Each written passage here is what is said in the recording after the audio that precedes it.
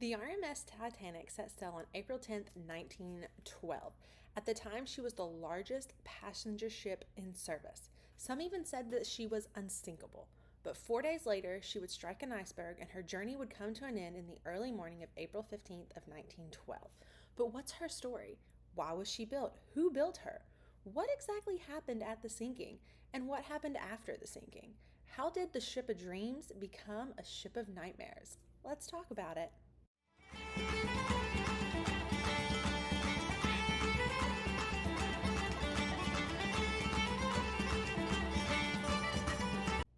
The Titanic was built in Belfast by the Harland and Wolff shipyard from 1909 to 1911. It was built for the British shipping company White Star Line.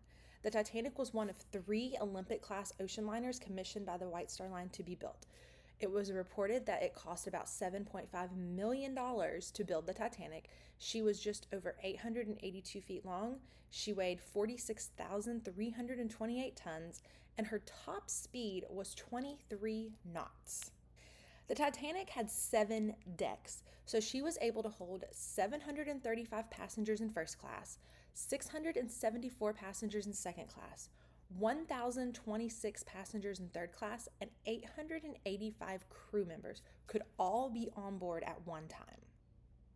So the Olympic class ship designs were overseen by 3 main people. You have Lord Pierre, who was the director of the Harland and Wolff shipyard and of the White Star Line.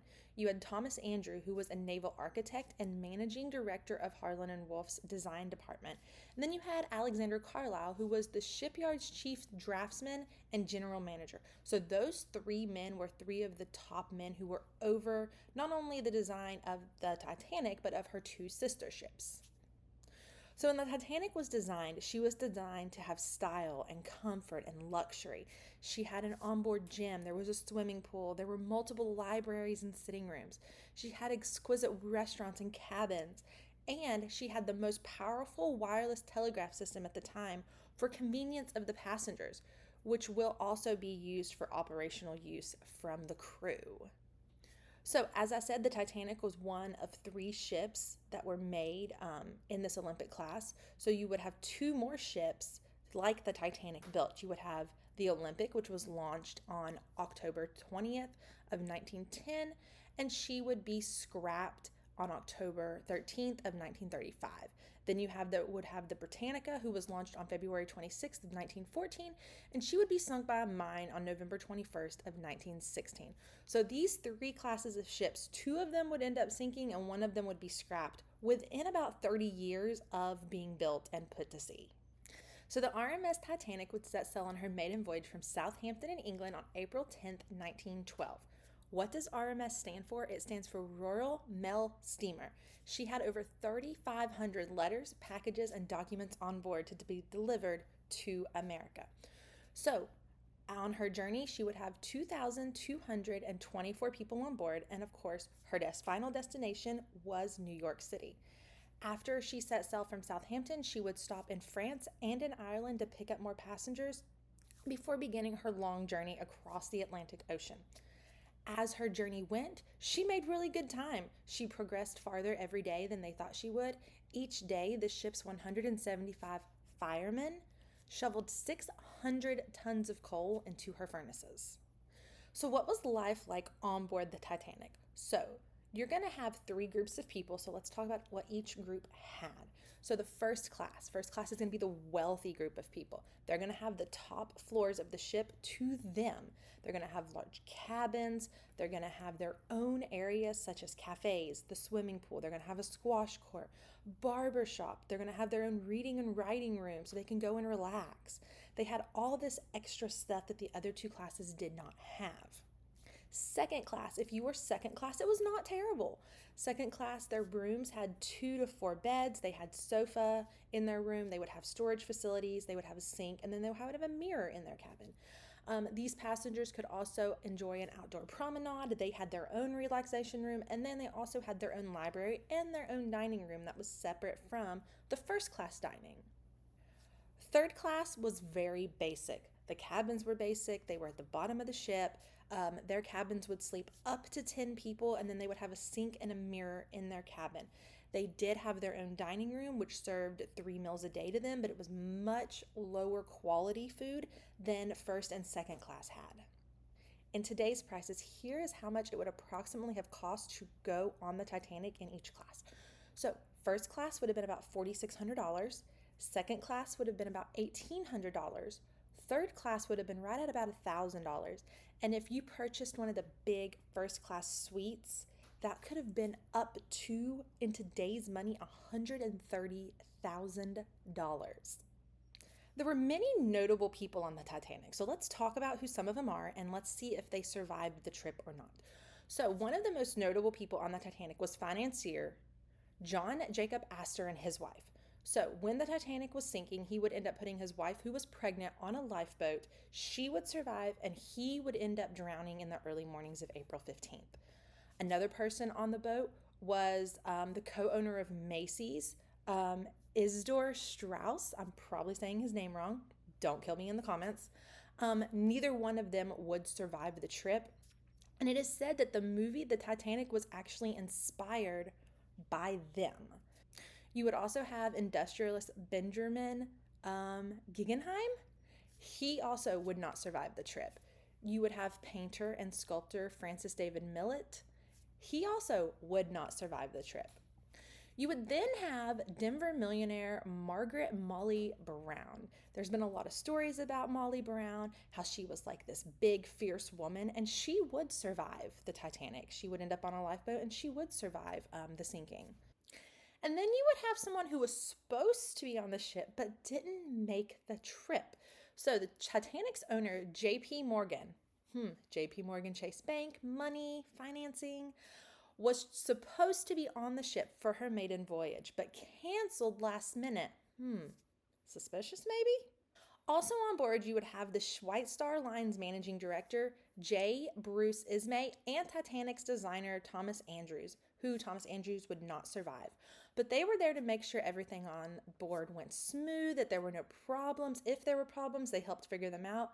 But of course, things did not go as smooth as they thought they would. So, the shipwreck. What happened? All right, so the Titanic would hit an iceberg just before midnight on April 14th, 1912. It is said that the Titanic scraped along the edge of the iceberg, tearing holes in at least 4 sections of the hull. So, captain of the Titanic, Edward John Smith, and his crew knew that this collision meant disaster. They just knew that this was something that they weren't just going to be able to continue sailing away from.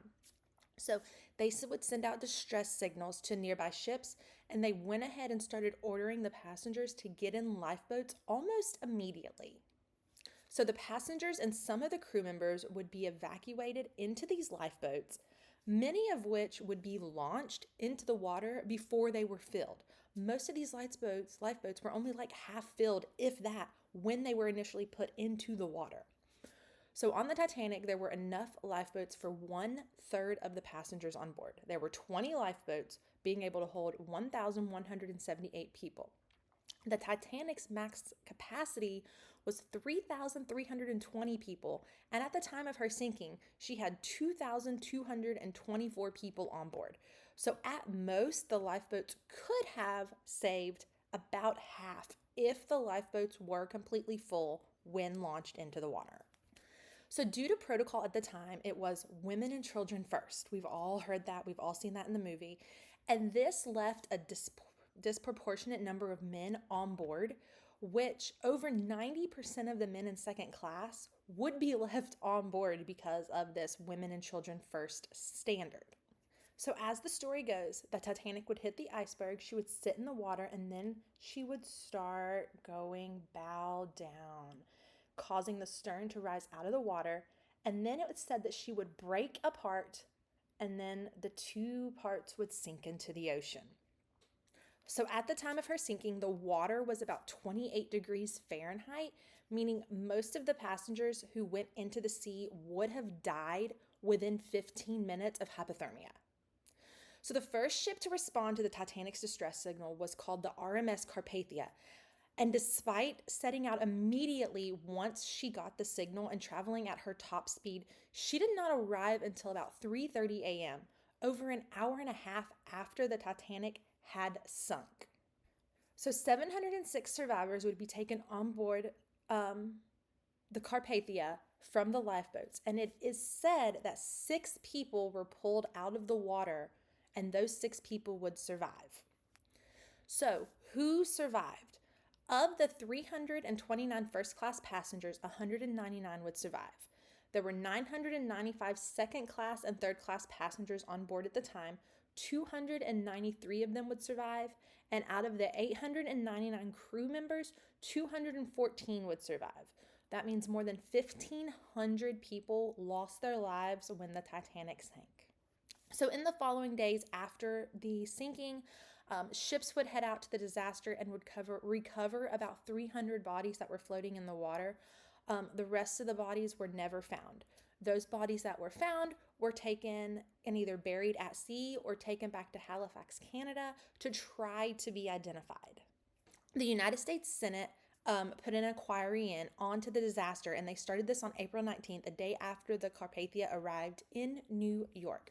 So the chairman of this would be Senator William Smith, and he wanted to gather as much information from the passengers and crews as it was still fresh in their mind. He didn't want to wait weeks or months to interview these people from the ship. He wanted to do it as soon as possible. Smith also needed subpoenas for all the surviving British passengers and crew while they were still in American soil to prevent them from returning to the UK before they could get interviewed.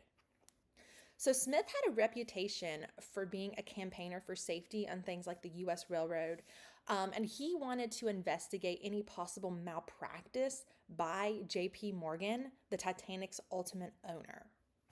So the British Board of Trade also put in an inquiry about the disaster, and this is the same British Board of Trade that actually approved the ship's building.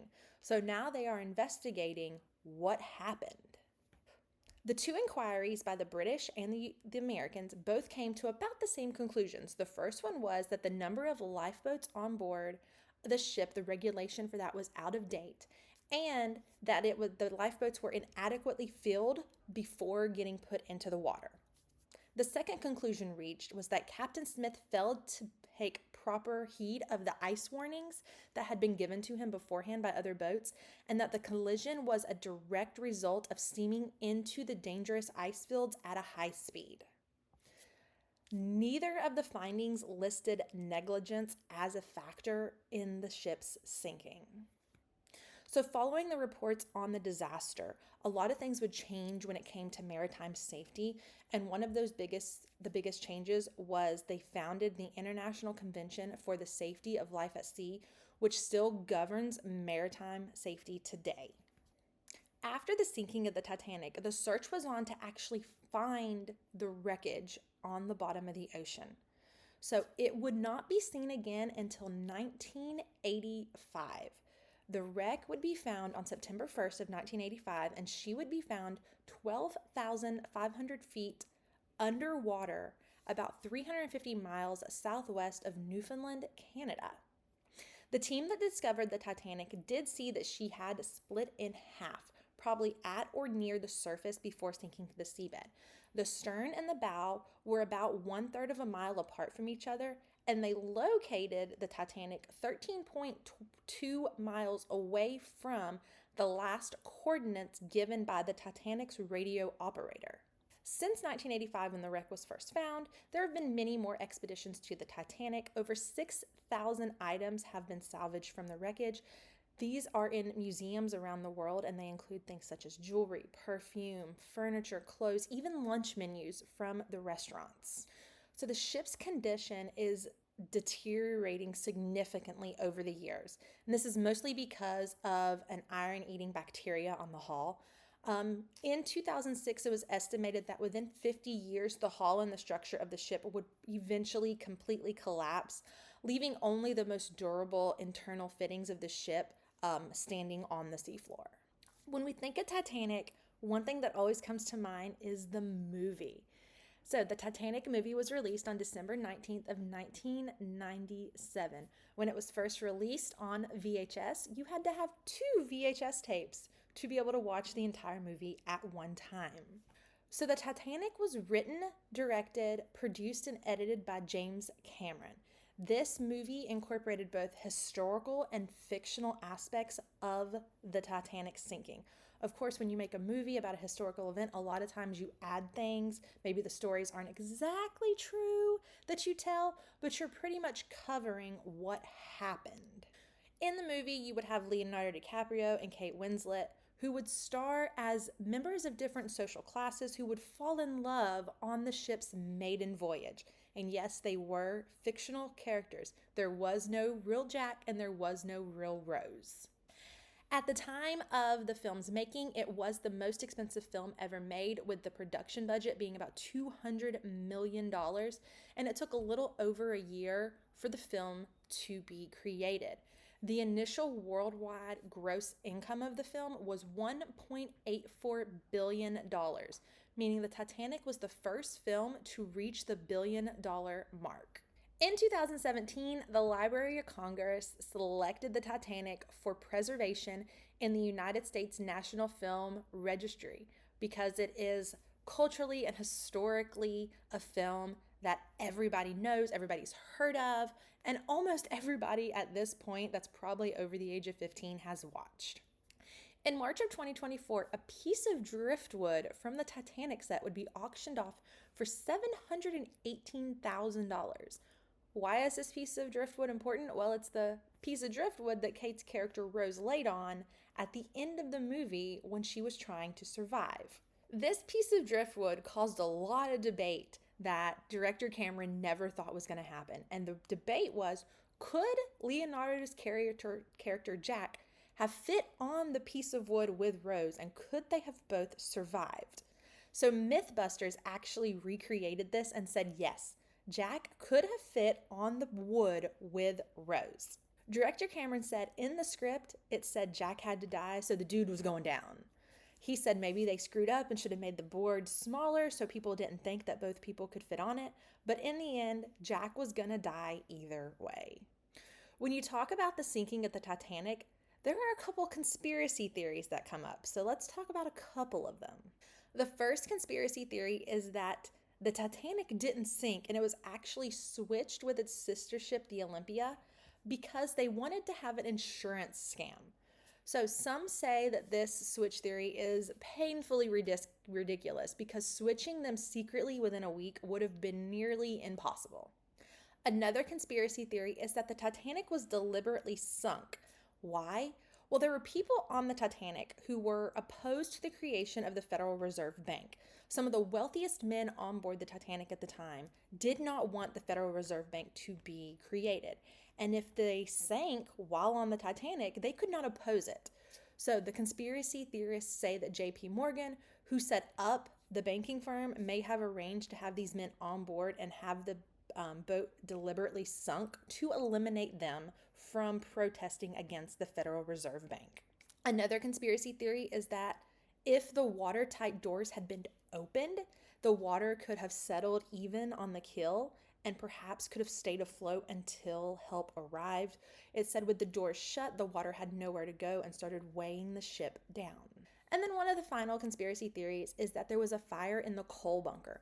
So there is a claim that there was a fire in the coal bunker that had burned for days, even before takeoff. And this claim says that the fire reduced the structural integrity of the hull and a critical bulkhead. This fire could have been the reason the Titanic was moving so fast when it hit the iceberg. The Titanic has mesmerized people for over 100 years. How could something like this have happened? Why weren't more people saved? Was there a conspiracy behind it? The unsinkable sank. The ship of dreams became a ship of nightmares. The Titanic is a tragedy and mystery that will mesmerize people for years to come. If you enjoyed today's video and you want to see more videos like this one, hit the like button, subscribe, and leave me a comment below letting me know what is your opinion on the sinking of the Titanic.